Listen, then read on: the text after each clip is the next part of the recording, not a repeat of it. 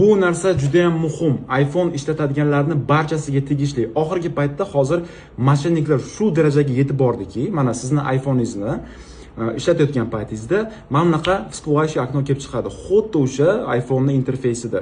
Siz bilmagan holda o'sha Apple ID'ingizni parolini yozasiz va telefoningiz просто blok bo'ladi. Qanday? Men tushunmay qoldim. Qanday? Bu o'zini родной всплывающий oknosi-ku deyishingiz mumkin. Ha, men ham shunga qoyil qolyapman. Gap shundaki, sizga o'sha oknoda yozadi, Apple ID parolingizni подтвердить qiling. Bizni yakobi esimizdan chiqib ketdi deb. Agar shunaqa menyu chiqsa, hech qachon parolingizni yoza ko'rmang. Do'stlar, tushunyapsiz-a? Yozmang. Agar mabodo yozib qo'ygan bo'lsangiz va telefoningiz hali blokirovka bo'lishga ulgurmagan bo'lsa, darhol nastroyki iCloudga kirib, Apple ID'ingizni parolini o'zgartirib qo'ying. Ana o'shanda hammasi yaxshi bo'lib ketadi. U uchun nima qilish kerak? Настройкаga kirasiz, keyin tepaga bosasiz o'zingizning ism, familiyangizga. Ana undan keyin вход и безопасностьga kirasiz va изменить parol degan tugmasini bosib, Apple ID'ingizni parolini o'zgartirasiz.